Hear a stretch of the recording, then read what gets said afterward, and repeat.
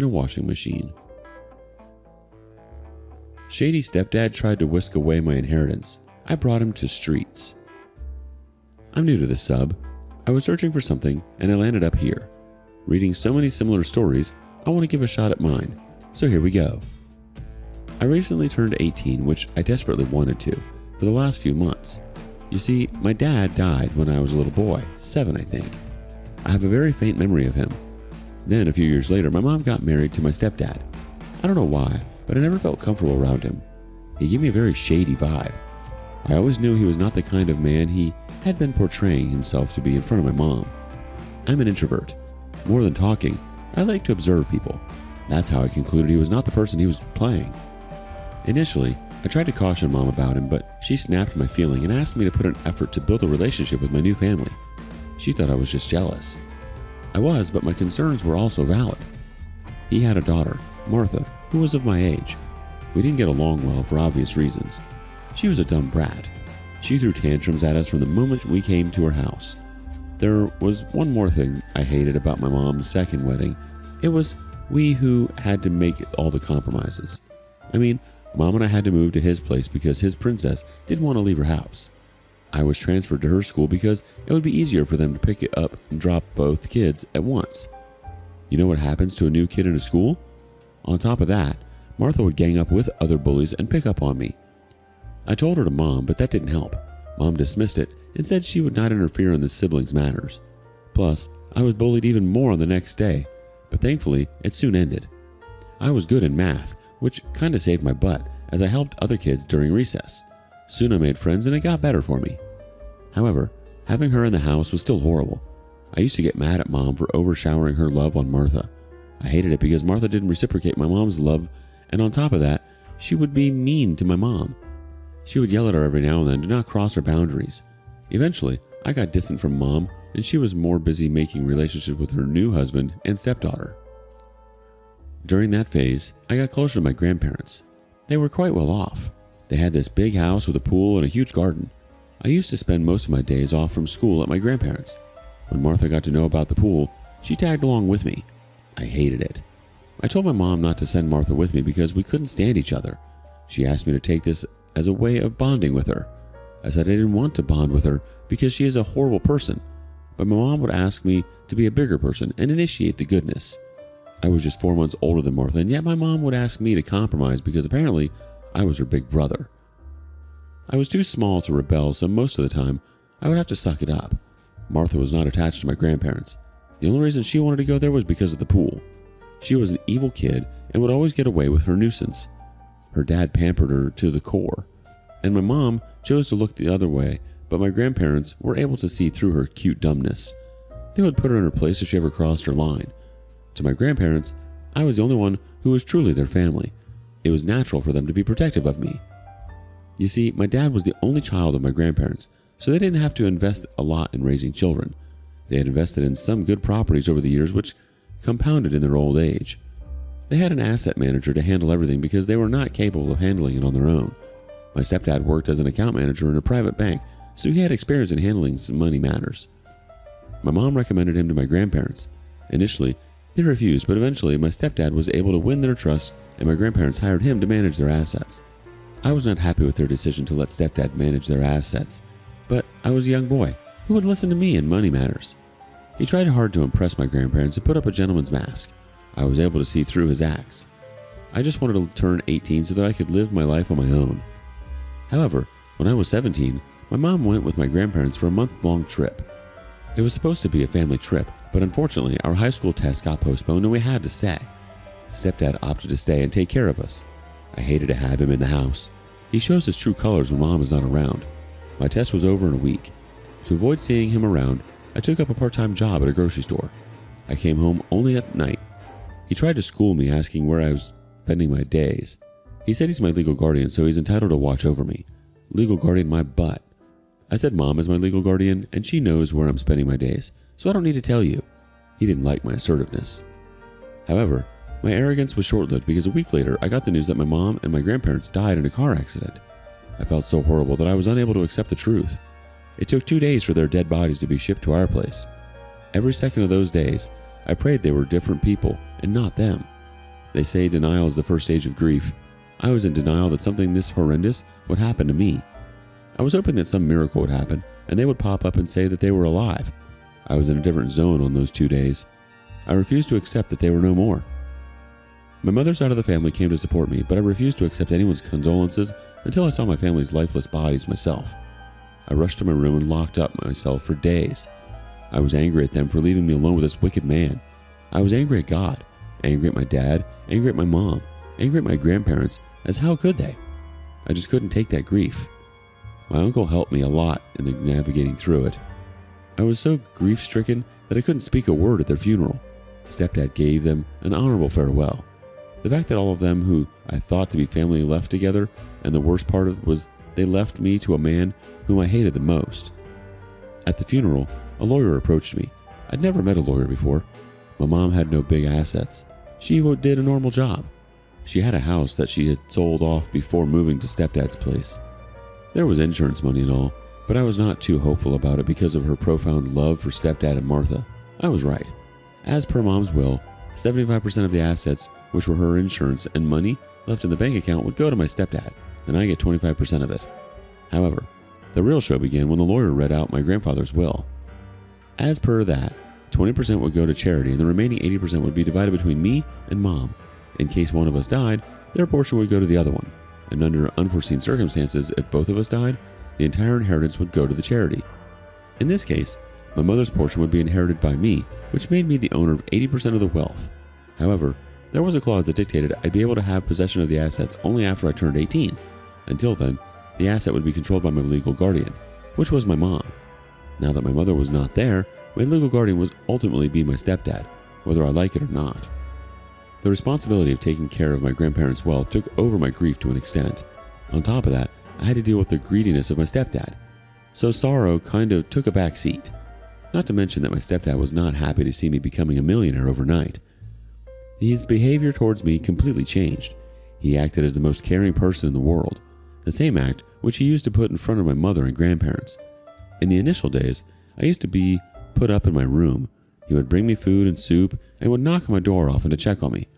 I was suspicious of his motive, but instead of confronting him directly, I waited for him to make the move. I knew he couldn't put up with this act for a long time. Just a week after the funeral, he brings up the inheritance talks.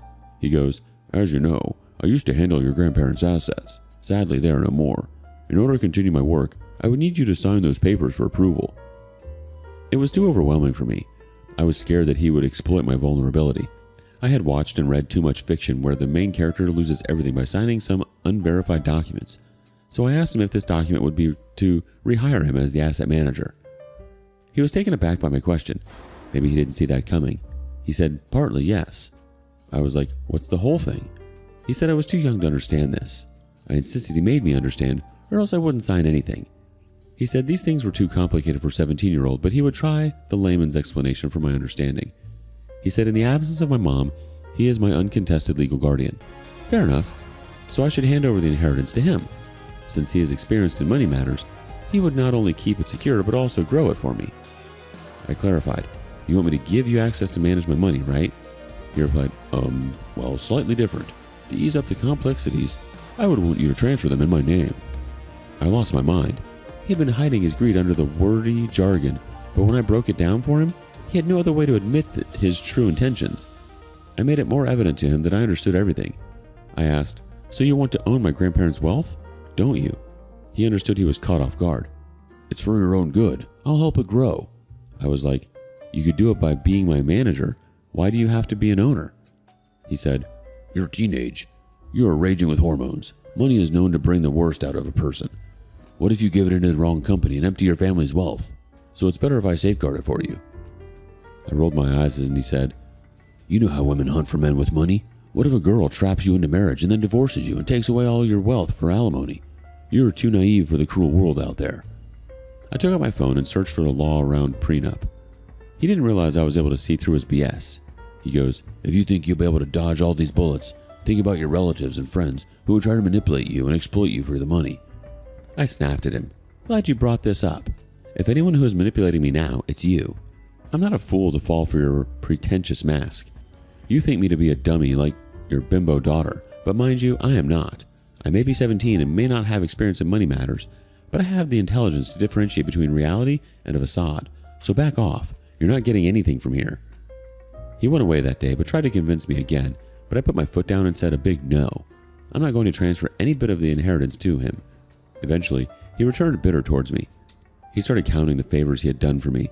He said he gave me food and shelter, married my mom, gave me his name, and loved me like his son. I said, cut the crap. Still no from me. Slowly, manipulation took the form of arguments, and soon it got violent where both of us yelled at each other. One morning it got so severe that he pushed me out of the house and locked me out. I saw terror in his eyes that day. I felt I was an inch closer to being physically harmed. I told my friend about this and he cautioned me. Though my stepdad is not gaining anything from my death, everything could go to charity, but what if he pulls off a foul play for the inheritance? Money is capable of bringing out the worst in people. The next day, when he was not at home, I came back, packed my stuff, and left. I had given my gadgets to my friend in exchange for letting me live with him for 4 months. Meanwhile, I told my stepdad that I was living with my maternal uncle in case he reported me missing. He texted me to be careful and not get manipulated and give away my wealth. However, on my 18th birthday, my maternal uncle did reach out to me asking about my well-being, but he didn't say anything about money. Then I visited my grandfather's lawyer who initiated the transfer of assets in my name. He asked me to make a will to safeguard my interest. I have done that. The thing is, now that I legally own everything and my stepdad hopefully cannot pull tricks, would it be wise to hire him as the asset manager? I have a very limited understanding of all this. Besides, I'm prepping for my undergrad admission. I need someone to take care of my wealth. So instead of hiring someone unknown, do I bet on my stepdad? Welcome to the sub. Quite the initiation story you've got here. Your stepdad seems to have a knack for making himself comfortable in other people's pockets, doesn't he? But hey, at least he's consistent in his greed, right? It's like a game of chess where you're trying to outmaneuver the guy who's been playing dirty since the opening move. Kudos to you for not falling for his sweet talk wrapped in layers of manipulation. But now that you've got the keys to the kingdom, the big question is, do you trust him to guard the treasure? It's like asking a fox to watch over the hen house. Sure, he might promise to keep it safe, but deep down, you know he's eyeing those golden eggs. Honestly, it's a tough call. On one hand, hiring a stranger to manage your wealth feels like playing Russian roulette with your financial future. On the other hand, trusting your stepdad is like playing a game of chicken with a bulldozer. Either way, there's a good chance someone's getting flattened. Update 1. Sorry for not updating this sooner. Been too busy juggling a lot of responsibilities. As I mentioned, I was living with my friend until I turned 18, and the asset was transferred to my name. My lawyer recommended an asset manager for me. I moved to my grandparents' house for a while, but the house was too big for me. So I rented it out and I moved to a secured apartment. My stepdad was furious when I told him that I was firing him. He had been managing it until then. He tried manipulating me that the lawyer had a secret motive behind this recommendation. I still followed my instincts and hired a professional. Then I got to know why my stepdad was pushing so hard to not hire someone else. My account manager reported discrepancies in accounting. He hinted at the possibility of money laundering. When stepdad realized he would be uncovered, he filed a case to overturn the will to divert the attention. His case had no merit. He knew he would not win, but it was done only to divert my attention from the money laundering case. However, I didn't lose my composure and sued him for fraud. A natural and thorough investigation was ordered. Stepdad's laptop and tabs were seized. His bank account was frozen, and he was ordered to not leave the city until the investigation was over. It came out that stepdad had been embezzling funds from my grandparents' property.